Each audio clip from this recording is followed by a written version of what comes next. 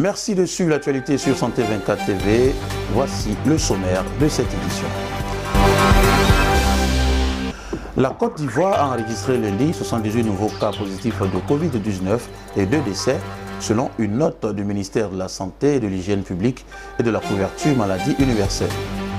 Toujours en Côte d'Ivoire, la grippe aviaire déclarée dans le département de Bassam a en proie un arrêté préfectoral. La directrice régionale de l'OMS pour l'Afrique, Dr Matshidiso Moeti, a exprimé la préoccupation de l'agence de l'ONU suite à la confirmation d'un cas d'Ebola en Côte d'Ivoire. Parlant de ce dernier cas d'Ebola, les premières doses du vaccin contre la maladie ont été administrées lundi dans la salle des urgences du CHU de Cocody. Ce même lundi, au cours d'un point de presse, les autorités sanitaires assurent le système de santé en Côte d'Ivoire est prêt actuellement à répondre aux différentes alertes. 5000 doses de vaccins contre Ebola sont déjà disponibles, ont-elles annoncé. Mesdames, Messieurs, bonjour. Ouvrons ce journal avec ce point Covid-19. La Côte d'Ivoire, je vous l'annonçais en titre, a enregistré lundi 78 nouveaux cas positifs de Covid-19 et 2 décès, selon une note du ministère de la Santé, de l'Hygiène publique et de la couverture maladie universelle. À la date du 16 août 2021, le pays compte 52 423 cas confirmés, dont 51 396 personnes guéries, 363 décès et 664 cas actifs. Selon le ministère de la Santé, le 15 août 2021, 1673 doses de vaccins contre la Covid-19 ont été administrées, soit un total de 1 227 516 doses administrées. Il invite les personnes de plus de 18 ans à se faire vacciner contre la Covid-19, la vaccination étant gratuite et volontaire.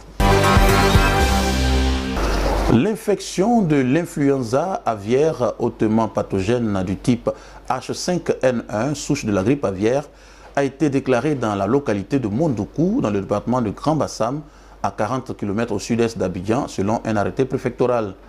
L'arrêté préfectoral prescrit des mesures de police sanitaire dans le foyer d'infection et dans la zone, à savoir l'abattage de toutes les volailles présentes, la destruction des cadavres de volailles et des productions des élevages. Il recommande la destruction de toute matière et de tous les déchets susceptibles d'être contaminés, tels que les aliments de volailles, ainsi que l'interdiction de mouvements de volailles, de produits et leurs dérivés. On le rappelle, la filière avicole en Côte d'Ivoire est affectée depuis 2006, 2015 et 2017 par la résurgence et la persistance du virus de la grippe aviaire. Aujourd'hui, 42 foyers ont été identifiés et notifiés à l'Organisation mondiale de la santé animale avec plus de 122 700 volailles abattues.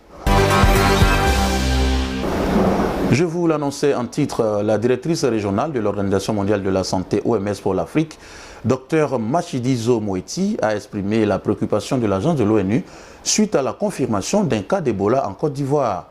Le ministère ivoirien de la Santé a confirmé samedi dernier le premier cas de la maladie à virus Ebola dans le pays depuis 1994.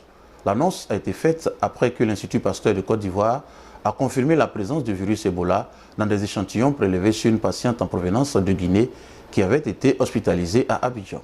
Le personnel de l'OMS basé en Côte d'Ivoire prête son concours à l'enquête sur ce cas.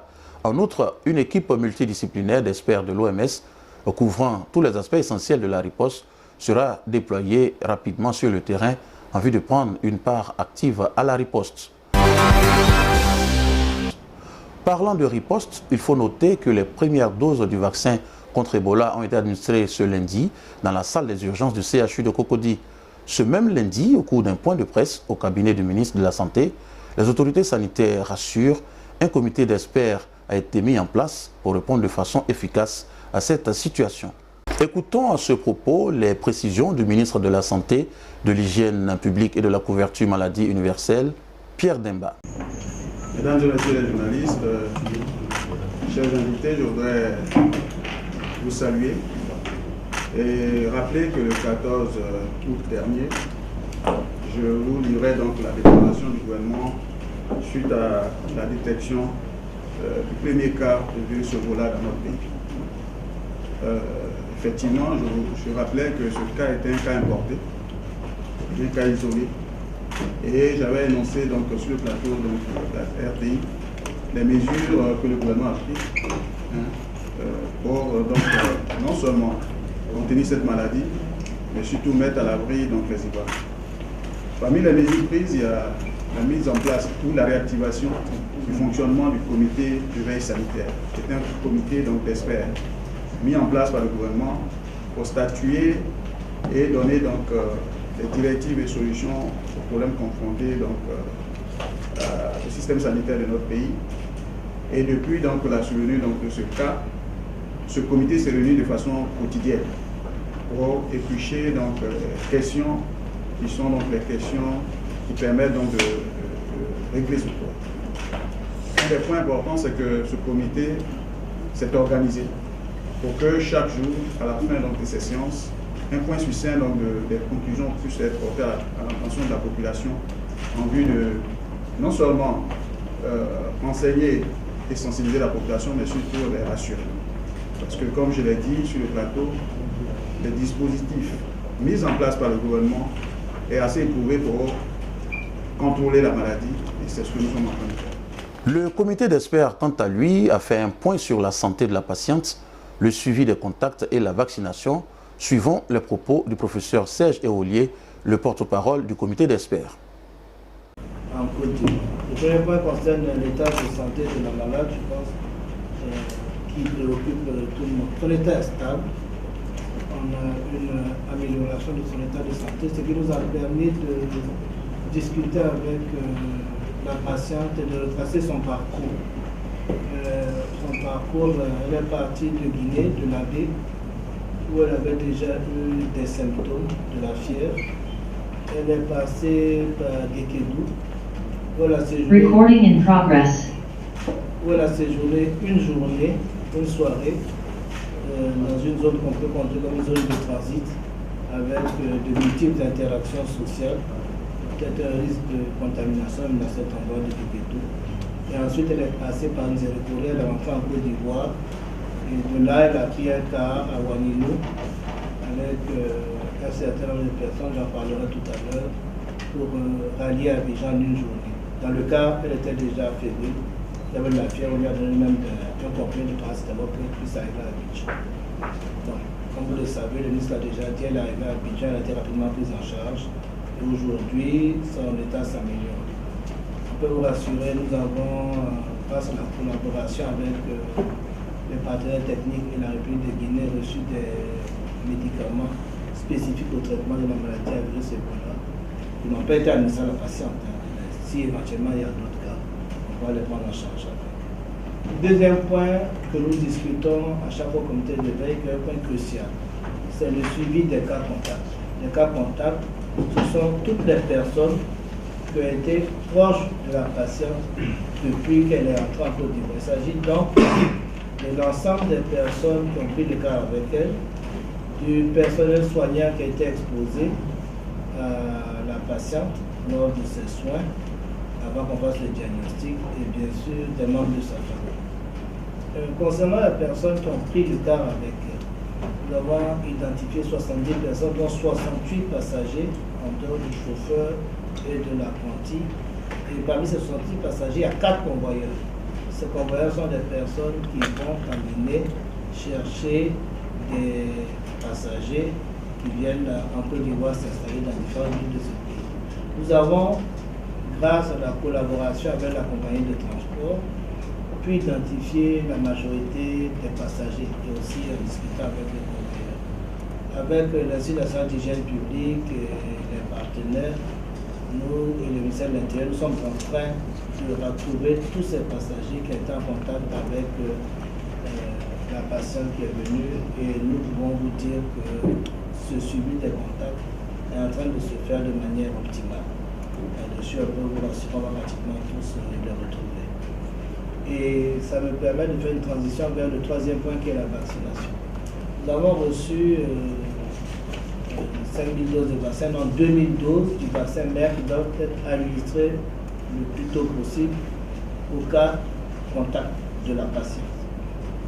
Et parmi les cibles de cette vaccination, il y a tout le personnel qui était exposé à la patiente, il y a la famille, il y a la famille et aussi le personnel soignant, même pas exposé immédiatement, mais ceux qui la soignent, et aussi tous ceux qui sont post-frontières à Ouagadougou, tout ça. Nous avons commencé la vaccination aujourd'hui après une formation faite avec l'appui de l'OMS et de l'UNICEF et nos collègues de Guinée qui nous ont fait l'amitié de venir nous former. Il faut apprendre avec humilité qu'on a besoin de formation pour ce nouveau vaccin que nous ne connaissons pas. Et ce soir, nous avons déjà vacciné pratiquement 200 personnes. Et on n'arrêtera pas de vacciner, on vaccinera cette nuit, on va vacciner demain matin. Donc on va couvrir largement cette vaccination. Elle va se faire par étapes. On espère pouvoir, d'ici mercredi, vacciner toutes les 2000 personnes qui vont être comme exposées de la communauté et aussi les personnes du système sanitaire et de la sécurité. Donc voilà le point qu'on voudrait vous faire aujourd'hui par rapport aux 3 points qui nous concernent: la santé de la patiente, le suivi des contacts et la vaccination. Le système de santé est prêt actuellement à répondre aux différentes alertes. 5000 doses de vaccins sont déjà disponibles, ont annoncé les autorités sanitaires. Que pensent les Ivoiriens de cette maladie à virus Ebola et de cette situation? Nous avons tendu notre micro à quelques-uns. Je pense que le gouvernement doit toujours vérifier les mesures qui ont été prises par rapport au cas précédent et puis veiller à ce que ces mesures soient toujours appliquées. Parce qu'en Afrique, surtout et en Côte d'Ivoire, souvent, lorsqu'on a quelques solutions par rapport aux problèmes, tout le monde arrête de suivre les mesures qui sont appliquées. Alors qu'on va de mal en pire. On avait Corona, Ebola, on a vu un peu comment ça a affecté nos pays voisins et autres.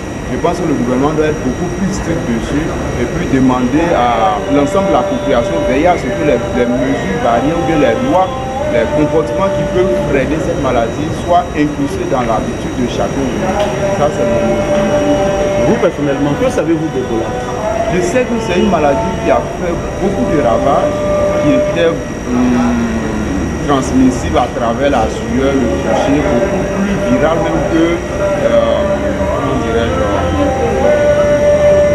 que le choléra. Voilà, je pense bien qu'il était beaucoup plus dangereux parce que c'était à côté de nous au Libéria. On a vu un peu comment est-ce que ça créait l'euphorie, la peur et puis c'était beaucoup plus dangereux que le dernier cas que nous avons eu, en tout cas, d'après ce que je sais. Franchement, il faut qu'on va remédier à ça dès maintenant. C'est une pandémie qui était là. Par exemple, on a disparu. On va encore mettre les moyens dès maintenant avant que ça ne s'aggrave. La maladie à virus Ebola est une pathologie grave, souvent mortelle, qui touche les êtres humains et d'autres primates. Il existe désormais un traitement efficace et si les patients sont pris en charge à un stade précoce de la maladie, avec en parallèle des soins de soutien, leurs chances de survie s'améliorent considérablement selon l'OMS. Voilà, c'est sur cette information que nous refermons ce journal. Merci de l'avoir suivi. L'information continue tous les jours sur santé24tv.net.